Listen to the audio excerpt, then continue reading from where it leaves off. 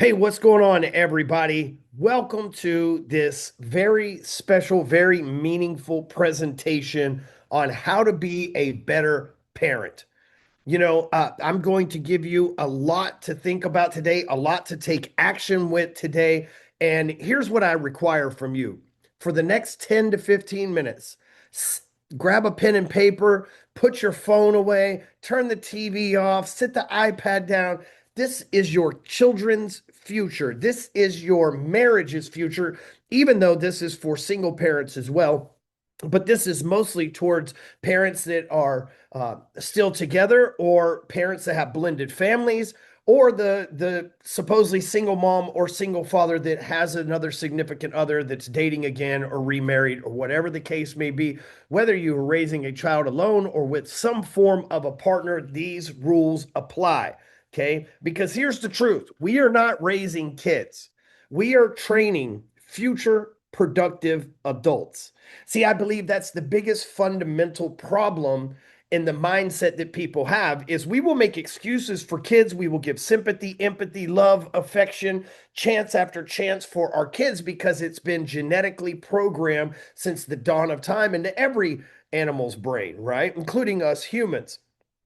But when we stop thinking of them as raising kids and we start thinking of them as training future productive adults, the mission as a parent totally changes. The job as a parent for a kid is to love the kid, to nourish the kid and make them happy and do what they want. But the job of someone training a future productive adult shows them a different set of rules, a different life, discipline, meaningfulness, core values, and so on and so forth. So I'm glad you're here. Even if you have the greatest kids in the world, this is only going to make them greater. If you have the greatest relationship, marriage, whatever you got going on, this is only going to make that greater. There is nothing you can lose by spending the time here. So let's jump right into it and get to rocking and rolling. So, first of all, real quick, before I get to teach all these rules, some of you don't know me. Who am I to teach you the rules of parenting? Well, I didn't have good parents growing up. I had a rough childhood. I was adopted. My dad left me. My mom remarried. Then I was adopted by my stepdad when I was like 7 or 8 years old. Made a lot of bad choices. Started smoking cigarettes at 13 years old. Started doing drugs at 14 years old. Wound up in state and federal prison. Then rebuilt my life from zero. I became a father at age 31. I'm 46 now, but I divorced when that son was, I got divorced from his mother when he was just 2 years old. So I know what starting over as a dad feels like too. And by the way, me and his mother and our families have great relationships now. We co parent with ease. That's going to be part of the rules that you'll learn here as well. I've been with my wife for 12 years. I even adopted our son, Asher. I've raised him since he was 2. And you think about that, having a tough childhood, being adopted, being incarcerated, and still being able to qualify to adopt a child is huge. You add in Colton, Jackson, Harlan, we've got 3 boys and a girl. So my two oldest kids, my two oldest boys are 13 and 14. So when you say, well, do you have teenagers? Blah, blah, blah, I got the whole gamut. My youngest is 4. My oldest is about to be 15. So yes, I'm running the whole spectrum with 4 kids here. Let's get into it. So anytime, my real qualification and the thing that really qualifies me to teach you guys this is anytime people meet our kids, they always tell us how impressed they are with their behavior. Whether it's celebrities have said it to us at our big Apex events, our clients see our kids come in and out of the office. My friends, people come out to our ranch. They can't believe how well behaved and how mannered they are. And it's not an act. It's not some social media Stewman's act. It's reality because that's what I want productive adults to look like. You see, I'm a business owner and I hire people all the time and I try to train them and I want the best for them. But man, adults get stuck in their ways. My kids, they're malleable. I get to work with them to help them become future productive adults, not the adults that we end up hiring that drive us nuts and we end up firing and drive us even more nuts, right? So that's not luck, that's training. Even though I don't have a degree or some fancy letters behind my name, I have the kids to prove the system works. So, rule number 1 of parenting: be the example you want your kids to become. We always hear our older generations, the boomers and our parents, and they would say things like, Do as I say, not as I do. What a bunch of hokey shit is that? What do you mean, do as you say, not what? So I'm learning at a young age, if I'm a child hearing that hypocritical is the way to live, right? And you wonder why your kids are hypocrites. Hypocritical, do you teach them, do as I say, not as I do? That's not a learning. Like that shows that proves to a kid subconsciously at a young age that their genetics aren't that it's not in their genetics to be able to behave the way that they're supposed to behave because their parents can't even be the example of that. And guess what happens? Then the kids go through their whole life feeling like they're a failure because their parents set an example that they can't even live up to. And they have the expectation of the child to live up to, which the child sees the example of the parent and can only live up to the example that's being demonstrated in front of them. Therefore, the child knows that they're doing the wrong thing, missing out on potential, and that's what leads them to have anxiety, ADHD, and need medication and doctors and therapists and all this stuff down the road. When you, the parent, take the responsibility of not just coddling and raising and loving a kid, but becoming the example of a human being you want your kids to become, that's when it gets real. Most parents ain't ready for rule number one, and a lot of people probably clicked off just now. Because it's easy for me to say, do as I say, not as I do, because then I get to do as I do, and they're only supposed to do what I say. But when I start doing as I say, so that you copy me doing as I say, and we're in congruence with our words, our actions, and honestly, the way that we're yoked together in life as father and son, or mother and daughter, or whatever the case may be, I become that example for the kids, and not just when they're around, all the time. So kids don't listen to your words, they copy your life. Okay. So, number one, if you're lazy, they're lazy. We had these young men out at the ranch recently. I have a ranch in Ardmore, Oklahoma, a sizable place, and we occasionally put on events for young men and their fathers to come out and learn how to be a man, fish, hunt, those kind of things. And there was a overweight father who came out there with two overweight sons that were with him. And I noticed everybody else picked up their trash except for the overweight people. I noticed everybody else completed the tasks that we had to do, except for the overweight people. And the father is the example of the two sons. He's overweight. He has no self-control. And you could get mad at me for saying that, but that's what overweight is. If you had some self-control, you wouldn't be overweight. And I know dozens, if not 100 plus people that have been clients of mine that have lost 50 to 100 to 200 pounds of their weight. I've watched people lose whole humans before. So I don't want to hear any excuses because I've seen it with my own eyes. I know what's possible. But if you set the example of being lazy, they become lazy. I once had a girl that I was dating, and I went over to her house, and she was sitting on the couch, and all of her family were sitting in the couches in the living room, her sisters and brother and mom and dad. And the dad looked over and he said, person one, will you hand me the remote? And instead of person one getting up and getting it, person one said, hey, person three, will you hand me the remote? And person three said, hey, pass me that remote, number five. And I sat there and went, man, if my dad asked me that when I was young, and I passed my responsibility on to three other people to do my job, he would have kicked mine and the three other people's ass. He would have said, we don't tolerate lazy in this house. I don't tolerate lazy in my house. Let me tell you how the rules work. When you get up from the kitchen table, you push your chair back in. If you have a snack on the counter, you throw it away and clean up the counter when you're done. If you come in from house and you change clothes, they go in the dirty clothes bin. If you get toys out, you put them up. If you open a door, you shut it. If you open, I teach my kids the reason why is so that we know everything's organized. In an emergency, if we need to know where something's at, then we know where it's at because we put things exactly back. In an emergency, if we need to run through the house to go rescue somebody because they got hurt or tripped or fell or whatever the case, and we have chairs strolled out all the way, that's less time that we have to get between the thing that we're trying to do, and now we've got obstacles in our way. If we will always, for every action, there's an equal and opposite reaction. If we pull a chair out, push it in. If we open a door, shut it. If we get a toy out, put it back. And I teach my kids this universal principle. And it's not about, hey, don't be lazy. That's very general. It's, hey, operate with excellence. When you do something, for every action you do, you need to take the equal and opposite reaction.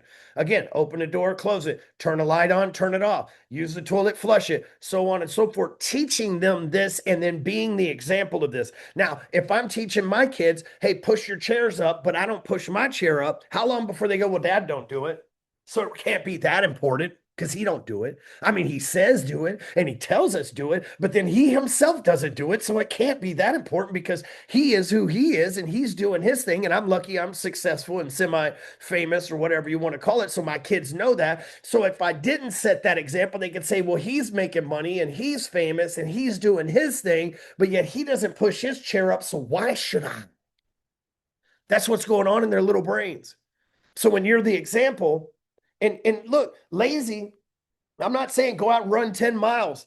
I'm saying put the shopping cart back, push the chair back, put the food up when you're done, seal the bag back up, put the stuff organized in the, you teach your kids this stuff from day one and ingrain it in them, becomes a habit for the rest of their life.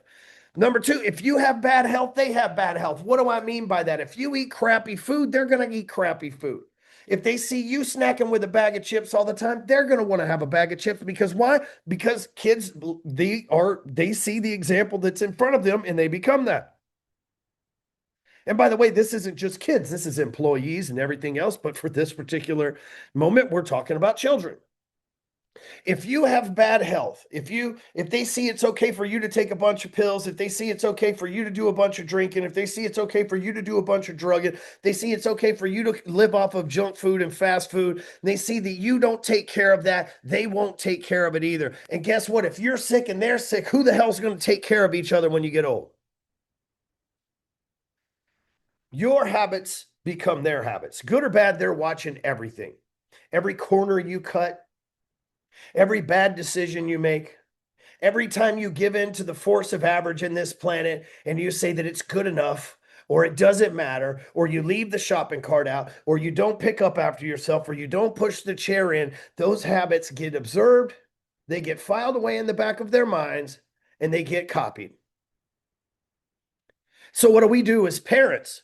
Rule number one, we become the example. We don't go like you can't, if you got a 13-year-old in your house right now and you've never taught them to push the chair up, it's never been a conversation. You can't call them in there and go, Asher, here's the deal. Every time you get up from the table, push your chair in and expect that to be perfect. No, it starts with you and the wife or you and the husband pushing the chairs in yourself. You get up from the table, you push your chairs up, and you say, hey, everybody, let's start doing things a little bit different. I'm going to start pushing my chair up when I get up. And why don't you guys start pushing your chairs in too? And now from that moment on, now you're the example. You're a person of your word. You have to have integrity. So what do? You continue to push your chair up every time you get out. Hey guys, I was thinking our house sometimes gets dirty. Every time we're done washing our hands, let's just take the towel and wipe off the cabinet so the water doesn't pile up there. I'm going to start doing that. Why don't you guys join me? And maybe at first they don't join you, but after a couple of months, they start to pick up the same habits, especially if you're constantly reminding them. And then after a couple of months of them doing it, you're locked in. It's a habit. Rule number two of parenting, whether you are remarried, raising a blended family, or married to the original partner that you have children with, date night is non-negotiable. You need to have a weekly date night with your significant other, not the kids, with your significant other. Here's why. Children cause divorce. Okay. Right now, we're in, according to some people, a tough economy. It's according to some people, a golden age, but according to most people, they would say everything is more expensive right now, putting a financial strain on middle America and the middle class citizens here. Well, because of that, finance is the number one thing of divorce, by the way, but you add that to the expense of raising kids and the stress of raising kids, and divorce all of a sudden skyrockets. Now, why would that happen? Because they have not put the marriage first. See, my children understand that mom comes first. They understand that dad comes first. In our marriage, we love each other more than we love those kids. And we tell those kids, hey, mom matters most. Mom is my best friend, my life partner. And whatever, I've known her longer than you kids, whatever she says, I'm sticking with. And mom is the person that every week I'm going to go out and spend time with my wife. Now, for Amy and I, it's about $200 every week that we go out. Amy likes to drink wine. We like to go somewhere with decent food. So we're not spending, balling out like some people do. And it's not exactly cheap. Maybe some of you can't afford to spend $200 a week on your significant other, and I understand. You probably could. You're probably investing that money in scratch offs, alcohol, cigarettes, or something of that nature that you could totally turn around and invest in your significant other. And let me tell you what, $200 a week invested into your significant other is a hell of a lot, is going to get a hell of a lot more return in the long run than a 50% loss because of divorce, because you didn't invest your time and treasure into your partner. So Amy and I, we have weekly date night. It's the best parenting you'll ever make, because your kids are watching you be the example, and they're seeing you and mom, or you and dad, go out together and date each other for the life of the marriage. You think about the power behind that. When my kids get married, what are they going to do? Date night, which means they're going to have more successful marriage than most people, because every week they're going to be dating. Because here's what happens in a lot of marriages: they date and then they get married and then they stop dating, and then the sex goes away, the financial struggles come in, the kids add compound to that, and the next thing you know, they're divorced and everybody's fat and unhappy. But when your weekly date night, right? There's most of the time date night, there's going to be sex at the end of the night, because you still love each other, because you're still dating each other. It's going to cause you to be playful and flirtatious during the week, because you know that you're actively dating each other, even though you're married. See, a lot of people look at married like it's the trophy and you no longer have to compete. It's not. Marriage is the lifelong training camp that you got to keep training for, right? So, your kids see a healthy marriage in action. My kids, if I go, Amy and I have been going out on date night since the beginning of our relationship. We've never not done it every week, unless one of us I broke my neck one time, and was out for a couple months. But other than that, we do this every Wednesday at 5 o'clock. All right. While everybody's stuck in traffic, Amy and I are sitting in an empty restaurant somewhere, having nice food and a couple of drinks before they get the dinner rush and before everybody comes in there to have a good time and all that. And we're home by 7 o'clock. My kids, if we don't, like this week, for example, on Wednesday, I have work to do. So Amy and I moved date night to Thursday. I promise you, Wednesday, when I come home and they see that me and mom aren't going out on date night, they're going to have a lot of questions, because they're used to seeing that habit exist and that consistency their whole life. If they see that Amy and I, like sometimes a concert or whatever's going on and we have to switch it from Wednesday, it's consistently Wednesday, but not, sometimes it's Friday or Saturday, depending on what we got going on or whatever the case may be, whatever is the plans. If it's never a Wednesday, the kids are always saying, everything good with you and mom? They want to know why we're not, you guys not doing date night tonight? Y'all cool? Y'all still dating, right? Why? Because that's what they've witnessed their whole life. They learn to date their spouse. Like I said, when my kids get married, they're going to say, well, my parents were very happily married for a long time, and I know that they did date night every week. I want that to be a part of our marriage. That's something we've been teaching them. Don't settle for anything less. Harlan, make sure that when you get married, you find a man that'll date you forever. Boys, when you get married, make sure you date your wives forever. The pursuit doesn't stop at the wedding. Show them what forever looks like. And the kids, they look forward to date night, because now, used to, they get a babysitter, so it's away from mom and dad and blah blah blah.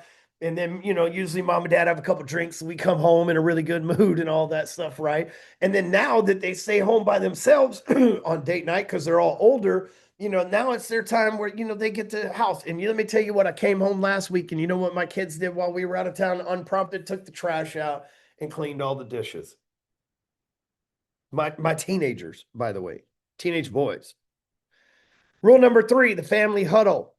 The championship teams huddle, so do championship families. What is the family huddle? Okay. The family huddle is dinner together most nights. No phone, no TV, just the family sitting around the same dinner table. Listen, I don't care if you're eating Kraft macaroni. I don't care if you're eating Hamburger Helper, Totino's pizza, or if you're eating steak and lobster. When you sit around a table together, here's what most people do. Maybe some families pray, maybe some of them talk about blah, blah, blah. But we in the Stewman family, we're going to do things intentional. And so what we do is we have praise and prayers. So every child and every adult shares the thing that they're the most grateful for. That's what they're given praise for the day, and the thing that they want to get that they need to pray about. Let me tell you some things about my kids. Asher, for example, Asher will come home from school. Well, I'll say, Asher, how was school? Good. What'd you learn? Nothing. Now we sit at the family huddle. Asher, what's your praise today? Well, at school today we did this science project and we dissected a frog and I got to cut his leg off and I thought that was really cool. I was happy to see how that worked. He was already dead, so I didn't hurt. They start talking like that. The other thing that I've noticed, so I learn as a parent about their life, what they do day to day, because now they're telling me what they're most happy for. Hey, my kids know if we sit at the dinner table for family huddle and I say, Colton, what's your praise? And he goes, today was a good day. Oh no, hell no. You're gonna have to elaborate. What's your favorite part of today? Why? I want to know because they're sharing with me the things that are top of their mind and they care about the most. If it's something I need to address, I address it. If it's something that's great, I celebrate with them, right? But I'm teaching them to seek gratitude, to seek something to be happy for on a daily basis. Then I asked them, what do you want to be prayed for? Here's one thing I've noticed about my kids in the 10 years plus that we've been doing this family huddle. Here's what I've noticed about my kids. None of them have ever asked to pray for something for themselves. They always pray for a friend, a teacher, a family member, or each other. It's a beautiful thing. It really is. Okay.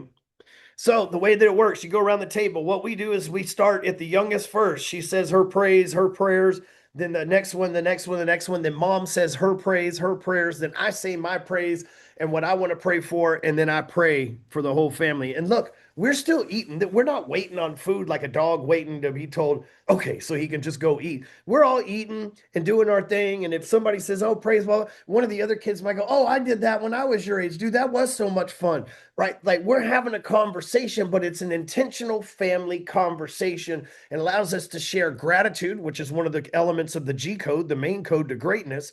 And it allows us to share gratitude and it allows us to understand what their concerns and thoughts are in the events that they want us to pray for. And again, like I said, ask them questions, make them elaborate. If they're like, what is your praise today? Oh, school was good. No, no, no. What was good about it? One word answers don't build communicators. Dig deeper every time. Okay.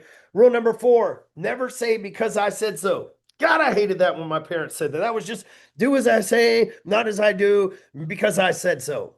Right? Hey, Dad, why do you want me to do that? Because I said so. I wasn't trying to refuse doing it. I just wanted to learn the logic behind. Now I'm doing it, and as a child, I'm doing it, and you've stolen the lesson from me. So the phrase ends the conversations. Great parents start one. Okay. When the kids ask why, elaborate on the why. Right? Kids follow reasons for life. They only follow orders while you're watching. So we give them the why, the reason behind it. Why do I push my chair up, Dad? Well, because it looks better aesthetically when you walk in and you have a well put together house. It gives you a sense of feeling good. It gives you a sense of accomplishment. People with messy houses tend to have messy lives. People with organized houses tend to have organized lives. Number 2, let's say that there's an emergency. You need to get from one end of the room to the other. And if you've got stuff strewn all over the place and it's a hazard, potentially could keep you from doing whatever you needed to do to save a life, to stop an alarm, catch a fire, whatever the case may be. I'm going to teach them these things so they understand them, not just do them. We will do things reluctantly by force, but when we are given reasons why we should do things, we will do them by choice. So every correction is a teaching moment. Here's the thing. When you receive correction, my kids say this all the time. When you receive correction, you get direction. Right? When I correct them, I'm directing them on how to be better, how to become great. I'm not correcting them to be mean. I'm not correcting them to hurt them. I'm not correcting them to demean them, even though sometimes it might seem that way as a parent because we get frustrated and everything else. They know I am correcting them to give them direction to become a future productive adult in society. But command less, coach more. Number 5, halfway through, manners are non-negotiable. Manners cost nothing and open doors that money can't for your children. Okay. But here's the thing, in my house, it's yes, ma'am, yes, sir, no, ma'am, no, sir, no exceptions. Respect is the default setting in this house. Every person, every time. If you come to my house and my son shakes your hand and says, "Nice to meet you, sir," and you say some fly shit like, "Oh, don't call me sir, young man," shut the fuck up. Don't. I have worked my entire life to train this gentleman to have manners. Don't shit on the fact that he is established and have manners because you're insecure because you don't. I will correct an adult fast as hell. Don't fuck up my kids. If my kids call you ma'am or sir, I'm not a ma'am. Yes, you are. Shut up, lady. You're a ma'am to him. The reason why is because other people, these crabs in a bucket out there, they'll try to ruin your kids having manners and your kids being polite and professional and knowing what they should and communicating. They will intimidate adults into trying to make them become victims of the force of average that don't have manners and rules. Proper introductions. My kids know how to shake somebody's hand, look them in the eye. They know the difference between a formal greeting, a handshake, "Hi, how are you doing, sir? My name is Jackson Stewman," versus an informal greeting. "Hey, what's up, man? I'm Jax." They know the difference. They know when to do it. If we are going over to somebody's house, they know they need to go meet the owner of the house and the kids and shake their hands. If somebody comes into our house, they know they need to get up and shake their hands. They know if they're in the elevator with somebody, then they can be like, "Hey, what's up, man? I'm Jax." Teach them with confidence. And thank you and please are non-negotiable either. And again, if an adult's like, "Oh, you didn't have to thank me for that." Yeah, they did, because they're showing you gratitude for the generosity you shared them. Don't screw that up for them. And by the way, since you're here watching this, listening to this, don't screw that up for somebody else's kids either. If a kid or even an adult says, "Yes, sir, yes, ma'am, no, ma'am, please, thank you," be grateful for them and show them like and kindness. Don't tell them, "Oh, you don't have to do that to me." Don't try to break the good habits that they've created because you have bad habits that you've created. Number 6, rule of parenting: no back talk. July 4th, we were sitting at my house. I told the kids, "Hey, grab this trash and go take it out, and then go take the trash in the barn out to the dumpster too before we all go out there." My 2 kids got up, grabbed the trash, didn't say nothing, told their friends, "Hey, won't y'all come with us?" 3 of their friends that all know me as well all walked out of the house together, grabbing trash from this, that, and the other, and didn't say a word. One of my friends that he has grandkids now, he looks at me and he says, "Man, in my entire life, I've never had my kids or my grandkids, I've never seen any of them get up, get their friends, get the stuff, not talk back, say yes, sir, and go handle their business. What kind of super dad are you?" Number one, I live by example. So I don't give them a reason to backtalk me. I don't lie to them. I don't manipulate them. They know that I have their best interests in mind. They know that I care about them, want to protect them. They know that I want them to be safe. I want them to be productive and successful. So why would they talk back to the person that's trying to make them better? And why would I allow that? My kids don't talk back at all. I don't know that they have. Maybe I'm sure when they were like 3, 4 years old, but I broke that habit really early. My daughter, she she turns 5 here in a few days, and she doesn't backtalk. And my kids are hilarious, by the way. Like they are hilarious, sharp, smart asses. They are. They're just like me, but they don't talk back to mom and dad. So, in an example, I tell them to go take out the trash. My kids get to do chores. They don't have to. They get to. They're learning the discipline of being an adult. When you're an adult, you got to take the trash out. When you're an adult, you got to wash your own clothes. When you're an adult, you got to fold your own laundry. When you're an adult, you got to make your own food. So they learn these things now because that's what a productive adult does. And kids, that's what they do. "I want to be grown. I want to be grown." So we show them what grown people do and how much it sucks. And back talk only makes it harder, right? If I tell my kids, "Take out the trash," "Oh, dad, I'm in the middle of a video game." What, you know what? Now we got a problem. We're going to have a conversation, and that's going to take us a few more minutes. You could have took the trash out, been back to the video game by now. Back talk's only going to make it harder, longer, and going to cause resistance between the two of us. Let's say yoked together on the same team. I'm not afraid to take the trash out. So sometimes my kids see me take the trash out, but oftentimes they know that's not dad's job anymore. That's my job. So they take it out without even being told. Backtalks makes not only the parents look bad, right? Because you somewhere and your kid talks back to you like, "You little son of a gun," but it makes the kid look bad and undisciplined as well. It's an epic failure of a front for the parents and the child because the child hasn't been disciplined. And then that immediately reflects on the parent that the parent doesn't instill discipline. And then it shows that the child doesn't even respect the one person responsible for giving them life, giving them life, keeping them alive, and clothing them, feeding them, everything else. And they don't respect that. Back talk makes everybody look bad. But again, you can't tell them, hey, starting today, no more back talk. You might have to, Wayne Brady might have to smack him, you know? You might have to regulate a little bit. Spare the rod, spoil the child. Okay. Now, here's the thing with spanking. It's not to hurt the child, to leave bruises, physical. It is to spark enough pain. 1, 2 spots, slaps with the belt. 1, 2 slaps with the belt over the raw butt is enough to make them remember not to do that, or at least think twice about it. We're not trying to damage them, hurt them, give them PTSD, just enough to where that sting sticks in their brain that they don't want to do that again. And it made dad that upset and that unhappy that those were the consequences, not to lead to that level again. Rule number 7 of parenting, the timeline. So the timeline of what kids get to do when. Childhood isn't one season to me, it's 3. So train them accordingly. Okay. Ages 0 to 9, they get to be kids.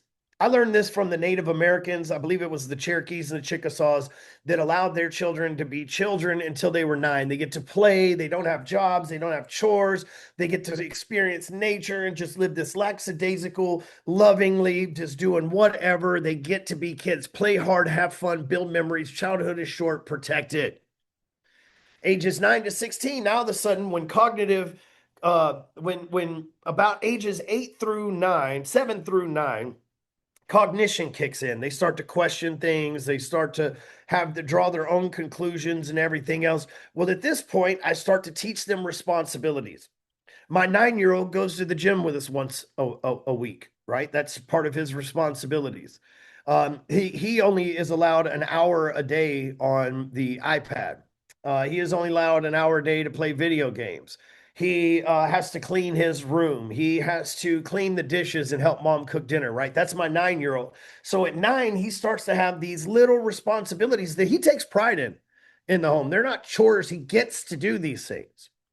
Okay. My 13-year-old and 14-year-old, they go to the gym 5 days a week. They take the trash out into the street when it needs to go to the street once a week, take the trash out every night. They keep their rooms clean. Anytime I need the water jugs replaced in the house, any of that stuff, they bring the groceries in.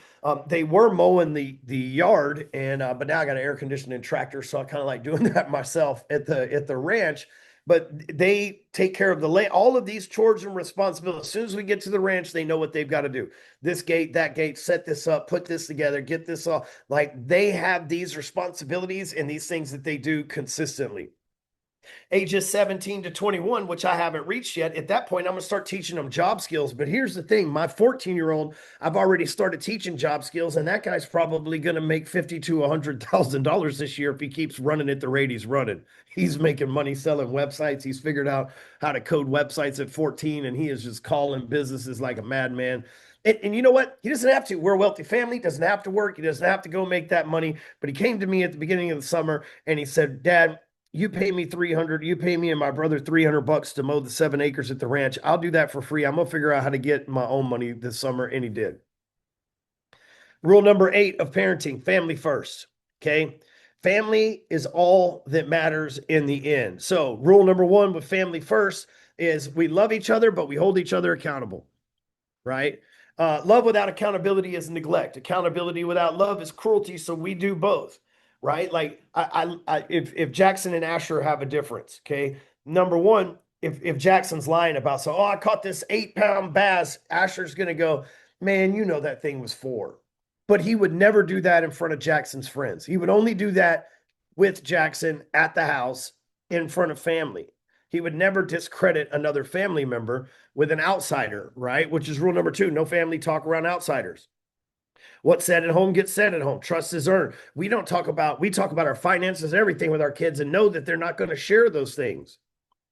What the rule of our parent, what Family, what happens in our house, what we do in our home, what stays here. It's not to be discussed with teachers, not to be discussed with outsiders, not to be discussed with your friends. That's none of nobody's business. What we do in our house, and we keep it that way. And guess what? As my kids get older, they'll grow up with that rule and they'll keep their privacy in their house that way in a world full of flock cameras, AI, and data centers. We also don't talk bad about each other. Like my boys, when they started going to separate schools, and the younger brother started hanging out with the older brother that had different friends from a separate school. It was the first thing I said, hey man, when your brother comes around, don't give him hell like you do here in the house. Talk him up. And I looked at his younger brother and I said, hey, you don't give your brother hell like you do in the house either. When y'all are out there, you only say good things about each other. Man, Asher, oh, dude, we got to bring Asher, dude. He's cool, man. That my brother is an amazing guy. You're going to love him. And when you got somebody, you say, Jackson, my brother, dude, he is the coolest guy. I know you're going to love him. If y'all always talk each other up and always have each other's back, everybody will always support y'all and want y'all both around, because most brothers will talk shit about each other. Most brothers will try to dog on each other. And if you guys are always talking each other up, everybody's going to want to be just like y'all. And guess what? I ain't wrong.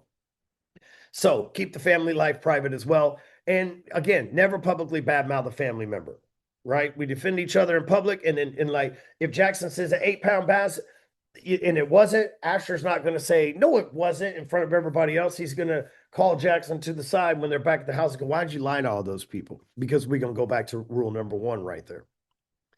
Okay, rule number 9, core values are non-negotiable. If you don't have core values in your family, you can feel free to use ours. We've already done all the research and everything for you. Swipe away. But these are 4 values that our family runs on.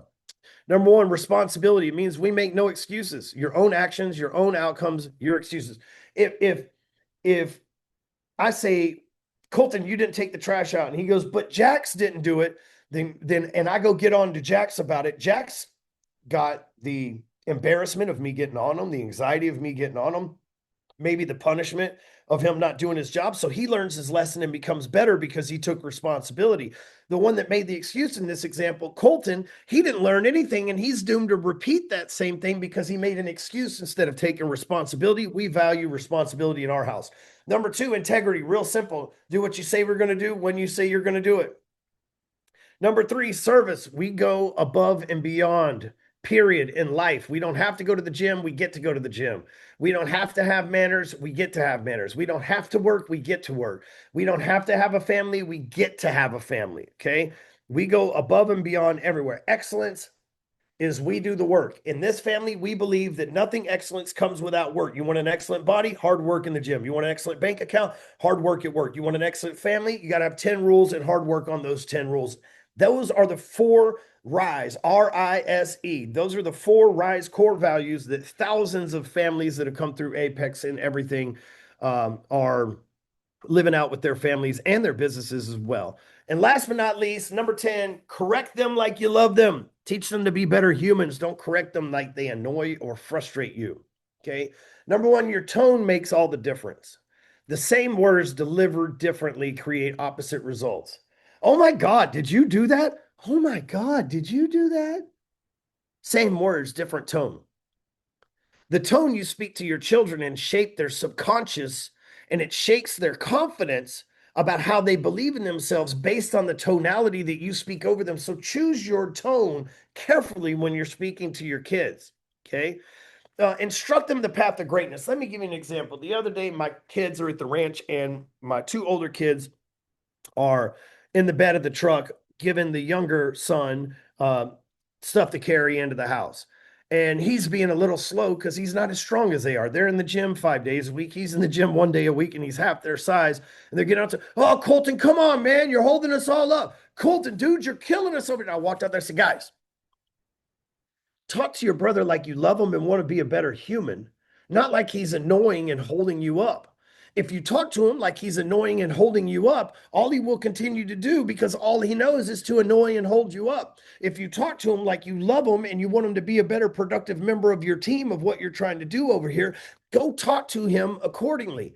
And so they go over and they say, Colton, we need you to pick up the pace so that we can get done, so we can go ride forward with this. All of a sudden, the problem didn't exist anymore and they got along. two things happened there, right? They changed their tonality with him, and they changed how they viewed their brother from this annoying guy that was slowing down the thing to a dude that needed help in a little direction, a little correction so he could get some direction. Okay. Um, so instructing them on the path to greatness. Don't teach like think about when you were younger, you hold a flashlight for your dad. Hey, buddy, shine it over here. I can't see exactly what it would have been a lot easier, less stressful than God damn it, I said to shine it on the right. Like these are like now all of a sudden, like I'm still struggle. I pick up a flashlight, I start shaking. You know what I mean? My kids pick up a flashlight, there's no problem at all because I understand how to instruct them to be better humans. And by the way, one of the things I struggle with, I'm going to get better at is when I can find this level of care for my employees, I'll be creating a lot better employees for my organization and humans as well. It's something I got to work on. I got unconditional love for my kids and my wife. In the corporate setting, not so much, but I feel like the employees, I treat them with the same thing and try to teach them the same rules. Like I said, sometimes it's a little late for some adults, but these rules of parenting also carry over to corporations as well. So if you're a parent, these 10 rules, they're non-negotiable. If you want to put out good, future productive humans, these are non-negotiable rules. And by the way, the 10 simple rules are this: be the example, right? Be the example for your kids. Don't say, do what I say, not as I do. Do what you do and watch them do it too. Weekly date night with your spouse, family huddle several times a week. Dinner, everybody eats dinner together, family huddle. Never say because I said so. Manners are non negotiable. No back talk. The timeline of when they get to be a kid to where they start taking responsibilities. The rule of family first, the rise core values, and correct them with loves. So, you can scan this QR code because we talk about topics like this every week since 2012 inside of Apex. It's a strong community of parents, leaders, Americans, and entrepreneurs who hold the standard together. You can join if you're interested, no obligation by watching this, but you can join today. A one-time fee, 50% off for lifetime membership to Apex. You can use the code FYE at checkout. You can just scan this QR code or go to go.jointheapex.com/entourage. Use the code FYE100. If you're a parent and you got something from this, share it with another parent that needs to see it. Thank you for watching. I hope this helps you have a better marriage and raise future productive humans.